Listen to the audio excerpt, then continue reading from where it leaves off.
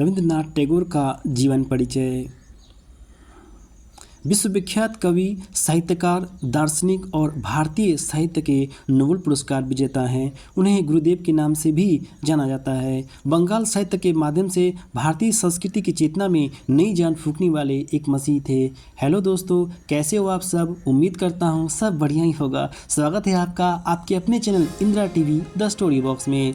आज हम आपको विश्वविख्यात कवि रविंद्रनाथ टैगोर की कहानी सुनाने जा रहे हैं। तो आइए इस खूबसूरत कहानी की शुरुआत करते हैं। अपनी विलक्षण प्रतिभा एवं सतत सुसक्त साधना के बल पर विश्व पर छा जाने वाले महाकवि रविंद्रनाथ टैगोर को कौन नहीं जानता। महाकवि न केवल पहली बार नोबेल पुरस्कार के द्वारा भारतीयों के लिए उन्मुक्त किया, वरन उस विश्वविख्यात पुरस्कार को भी पहली बार पुरस्कृत किया। इसमें किसी भी प्रकार की अतियुक्ति नहीं है।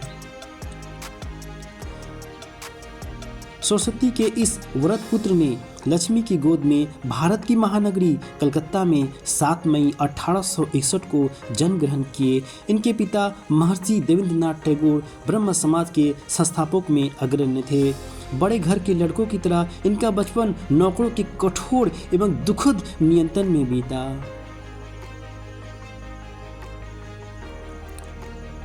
नौकरों की बात कौन कहे, शिक्षकों ने भी इन्हें कम यातनाएं नहीं दी। कभी कभी तो इन्हें चिलचिलाती धूप में घंटों खड़ा रहना पड़ता था। बचपन में ही इनकी मां की मृत्यु हो गई, इसलिए इन्हें मां का प्यार और स्नेह न मिला। इन सारी घटनाओं एवं निरंतर जीवन ने इन्हें प्रकृति की ओर उन्मुक्त कर दिया। जब ये नीले आकाश के मैदान में बादल की धूल-दौड़ देखते, तब इनके हृदय में आनंद की लहरें हिलोरे लेने लगती। जब शरद की गुलाबी धूप होती, तब ये बागों की ओर दौड़ जाते। ओस से नहाए फूलों की सुरभि इनका आलिंगन करती। ताल पत्रों के झरोकों से झांकती प्रातःकालीन किरणें अभिनंदन करती, और तब इन्हें ऐसा लगता कि प्रकृति से बढ़कर दूसरी सहचरी की कल्पना नहीं की जा सकती। प्रकृति के भरे रूप ने इनके जीवन की सारी रिक्त स्थानें भर दी। इन्होंने कलकत्ता के oriental seminary, normal school, Bengal academy तथा सेंट जूनियर्स कॉलेज से शिक्षा प्राप्त की। घर पर भी इनके लिए विभिन्न विषयों के लिए संयुक्त शिक्षकों की व्यवस्था की गई।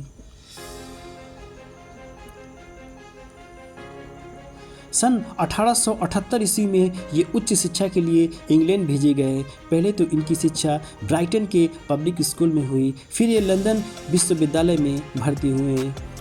इंग्लैंड में ये 2 वर्ष रहे। उपाधि की दृष्टि से यह प्रवास महत्वपूर्ण नहीं है। बचपन से ही इनका झुकाव कविता की ओर था। इनकी सबसे पहली कविता अभिलाष शीर्षक से तमनबोधिनी पत्रिका में छपी। इस समय ये केवल 13 वर्ष के थे।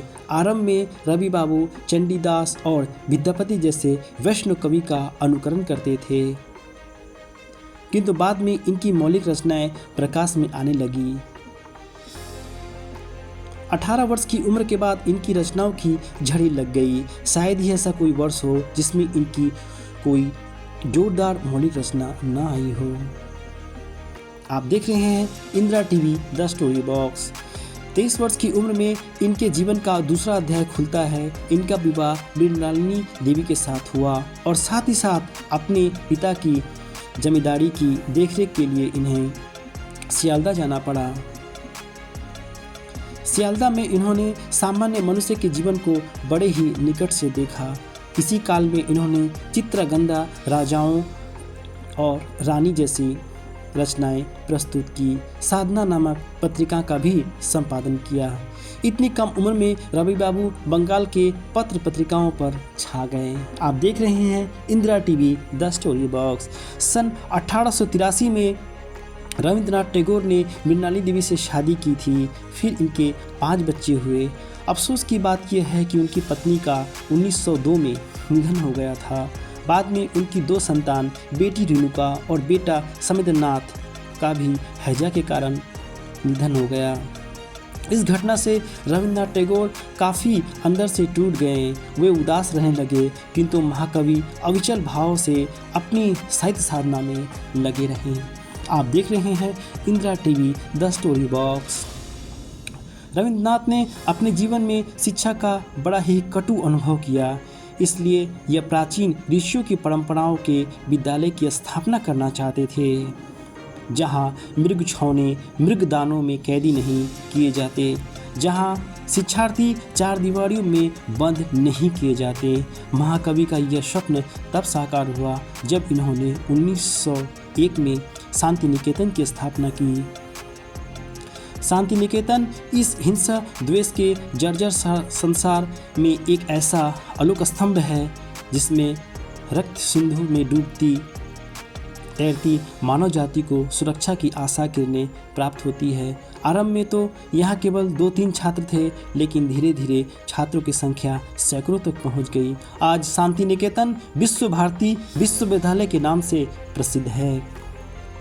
विश्व भारती सचमुच विश्व भारती है। यहाँ आकर राष्ट्रीयता के तंग घेरे समाप्त हो जाते हैं और मानव विश्व बंधु के दिव्य मंत्र से दीक्षित हो जाता है। यह शिक्षा, शांति, स्नेह का पावन प्रियांग है। कला साधना की तपोभूमि है। नालंदा एवं विक्रमशिला जैसे प्राचीन भारतीय विश्वविद्यालयों की स्फूर्तिदायिनी जागृत है। कवि की कीर्ति पताका 7 समुद्र की उत्तल तरंगों पर लहराने लगी जब 1913 ईस्वी में इनकी गीतांजलि नोबेल पुरस्कार से विभूषित की गई। गीतांजलि वह दिव्यंगर है जिसमें कवि की दिव्य दृष्टि के मूल्यवान तारे जड़े हैं। गीतांजलि का एक एक गीत भावों से लबालब और संगीत की माधुरी से सिक्त है। जब जब देश पर संकट के बादल घिरते थे, रविन्द्रनाथ बहुत व्यथित हो उठते थे और उनके प्रतिकार हेतु विचार देते थे। गांधी जी इन्हें इतने प्रभावित थे कि इन्हें गुरुदेव कहकर अपनी भक्ति समर्पित करते थे। आज स्वतंत्रता भारत में इनका गीत जन मन अधिनायक जय हे भारत भाग्य विधाता राष्ट्रीय गान का गौरव पाकर हमारे हृदय में एकता एवं स्वतंत्रता की गंगा यमुना बह रहा है। महाकवि रविन्द्रनाथ प्रतिभा की विपुलता एवं भरसता के द्वार लगभग 5 दशकों तक साहित्य के आकाश पर ज्वल्यमान नक्षत्र की भांति प्रदीप्त होते रहे। कलामय अव्यक्त का शायद ही कोई कोना हो जो इसमें अनदेखा रह गया हो। इनकी प्रतिभा जिस दिशा में भी गई नवीन मार्ग बनकर फूलों की फसल उगती गई। इनके फारस से साहित्य की सारी विद्याएं स्वर्ण बन गई। यह केवल बंगाल साहित्य के पुरोधा नहीं थे, वरन विश्व साहित्य के मार्गदर्शक भी हुए। संगीत और नृत्य पर लगे कलंक के धब्बे का इन्होंने मार्जन किया और बंगाल के सर्वभ्रांत ग्रहों को नित्य संगीत का भी प्रतिष्ठान रंगमंच बना दिया। अपने बद्ध वाक्य में इन्होंने कुछ आड़ी तिरछी की रेखाएं खींची और चित्रकला की नई सरनी बना दी। आज उनके बनाए चित्र ऊंचे दामों पर बिकते हैं। गीतांजलि, माली, बलाका इत्यादि काव्य पुस्तकों के अतिरिक्त इनकी महत्वपूर्ण कृतियां हैं आँखों की किरकिरी, नौका डूबी, राजश्री, गोरा, घर और बाहर, 3 पुरुष, शेरोस्व, कविता, उपन्यास, वाल्मीकि प्रतिभा, प्रकृति का प्रतिशोध, माया, खेल, चित्रगंधा, विसर्जन, मालिनी, फाल्गुनी, रक्तधारा, डाकघर, घर वापसी, पोस्टमास्टर, काबुलीवाला कहानी, प्राचीन साहित्य, शिक्षा, मानव धर्म, निबंध, जीवन के 80 वसंतों की रंगीनियों की सौगात लूटकर ये 7 अगस्त 1941 ईस्वी 12 बजे 13 मिनट पर दिन में हमारी आंखों से सदा के लिए तिरोहिन हो गए। इनका पार्थिव शरीर भले ही हमारे बीच से उठ गया हो, किंतु इनके साहित्य का जो अक्षय मधुर झरना है वो हमें संतत करने के लिए सदा झरना रहेगा और हमारे अपने नित्य नई शक्ति भरकर निरंतर अग्रसर होते रहेंगे। दोस्तों, गला खराब होने की वजह से कहानी सुनाते समय अगर कहीं भी टूटी हुई है तो मुझे क्षमा करें। आपको रविंद्रनाथ ठाकुर की कहानी कैसी लगी, कमेंट में अपनी राय ज़रूर बताइए। उम्मीद करते हैं आपको ये कहानी पसंद आया होगा। वीडियो को अपने दोस्तों रिश्तेदारों के साथ शेयर करना ना भूलें। साथ ही साथ चैनल को सब्सक्राइब जरूर कीजिए। वीडियो को अंत तक देखने के लिए आप सभी का शुक्रिया।